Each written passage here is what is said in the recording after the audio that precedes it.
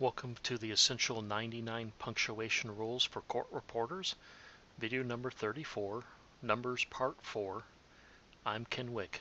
Let's get started. This video is going to cover numbers, and specifically rules 67 and 68 in the ebook, which are money and addresses. So money. Rule 67. Use figures for a number that expresses an amount of money. Only write the dollar sign if the word dollar is said. Omit the decimal and ciphers, the zeros, for an even dollar amount. For an amount under $1 or $1, use cents. If use alone or a dollar sign without the cipher, the zero. Always use a consistent format within a sentence or context. So let's look at a few examples with this rule. Or maybe some explanation. The LMEG and the GRM say no cipher for an amount, for a dollar amount, or an amount under $1. So we'd write 89 cents if you had to express it with a decimal point. We'll express it without the zero, the cipher, the zero. No cipher. The GPO and the CMOS use a cipher. So it'd say if you had to write 89 cents and had to be written in this format, you'd put in the zero.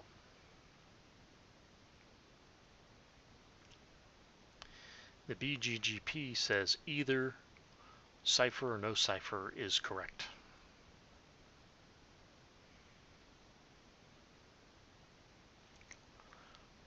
So I'm saying, so what did I choose? So for an amount, for a dollar amount, for amount under $1, use cents if it's used alone, or use a dollar sign without the cipher, because there's no cipher used in the GRM and LMEG.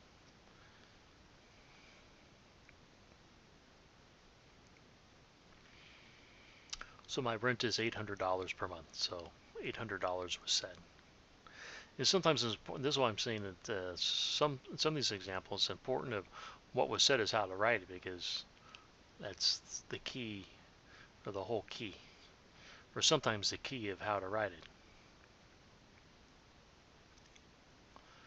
The price ranged from, well, what was said as $100 to $125. So here we had dollars were said in both, and we want to use a consistent format. So we write this, and because it's an even dollar amount, the rule says we don't need to put like 0.00, 0.00.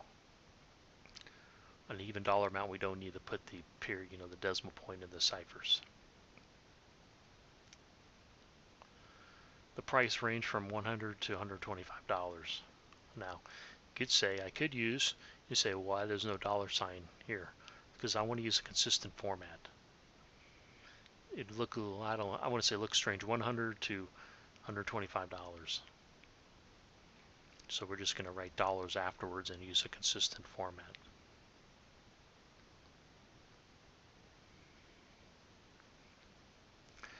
Mrs. Anderson paid $45,000 for this sedan.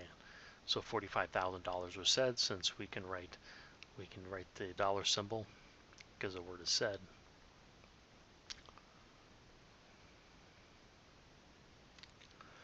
Mrs. Anderson paid $45,000 for the sedan. So no dollars was said, so we just write in $45,000, even though you'd say, well, it must be implied. I mean, dollar amount's implied, but it was not said, so we don't put it. A can of tomato sauce costs 79 cents. So we write cents, because it's used alone.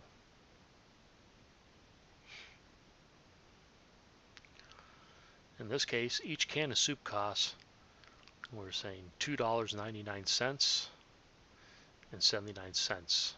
So each can of soup costs $2.99. A can or soup, I say soup, I can't remember. And a can of tomato sauce is 79 cents. but we want to use a consistent format. So therefore, we're going to write this out, with using the dollar and the period with the numbers, and then here we need to write it with a period. And the question always comes up, is there a zero placed here? And the answer is no. Just put period 79.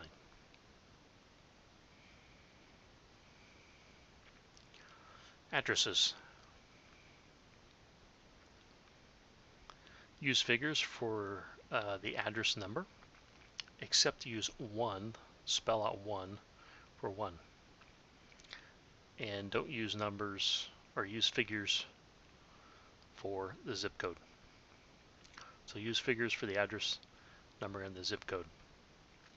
For numbered street, that's first, second, third, follow Rule 74. I haven't gotten Rule 74, but it basically says spell out first to 10th and use figures for over 10th. The parts of an address are separated with commas. I'm going to say, see the examples. This is maybe sound like, you put commas between everything, but I'm going to go through the examples. So some basic examples is I live at 1901 Main Street, so we use figures for the street number. I live at 94 3rd Avenue, so once again we use a figure for the street address number, and here's a numbered street. Per this rule, or we'll get the Rule 74, it basically says spell out 1 to first to 10th, and it is third, so we'd write out third. And I live at 144th Avenue, so once again we'd normally use figures for all address numbers except for 1 that we spell out. In this case, this is a numbered street, and it is above 10th, so we use figures, 44th Avenue.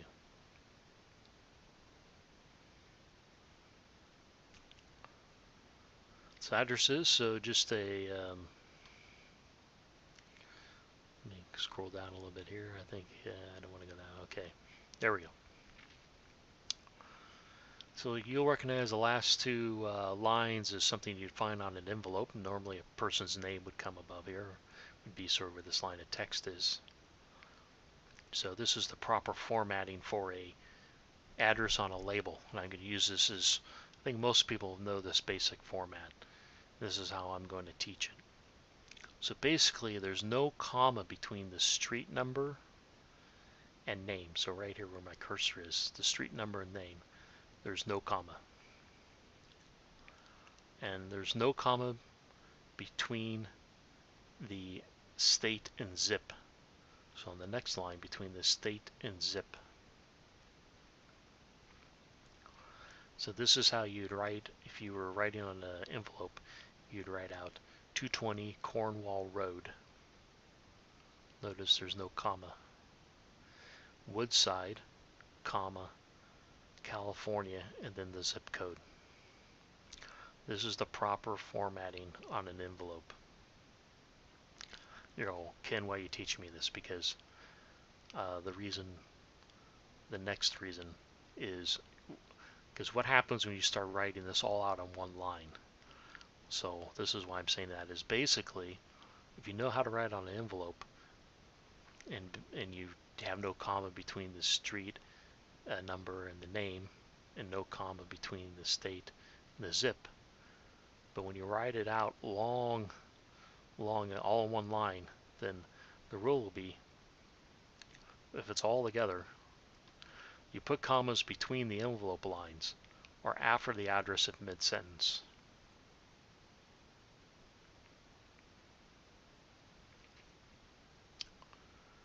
So that's the basic thing. Think of how it's written on the envelope, and then you put commas between the lines. So use 220 Cornwall Road, Woodside, California, 94062. Notice that's just a line. So put a comma between the lines. And if it continues after this, if it continues, put a comma. So we put a comma after if it continues. So this is how you'd write out that address if it's all just spoken. You're wondering where all the commas go. So it's just, as you'd normally format an envelope, and then a comma between the lines and a comma after. So this is where the normal comma would appear with it normally, the comma between the address, envelope line, and the comma after. Now if there's something missing, you just put the commas where they would just use the same format as above, and anything that's missing is just missing. That's the nice thing, that this is always the format right here on this line. If something's missing from here, if someone is reading, saying, and they just leave out something, use the Cornwall Road, whatever, the Cornwall Road, California, you just know, okay, well, I'm just going to, put the commas where they normally go, and whatever's missing is missing. Use my Woodside, California for all correspondence. Here a lot of it's missing. But we just put the commas where they normally go. So, like here's the one between the address line, and here's the one, they omitted all this, and here's the one after because it continues. Some people say, oh, separate the city and state. I like to think about it as just one huge long address that's just missing components. Just another way to teach it, or a different way to think about it. So, that's it. Please subscribe. If you like the video, please hit like, and please buy the ebook. Thank you.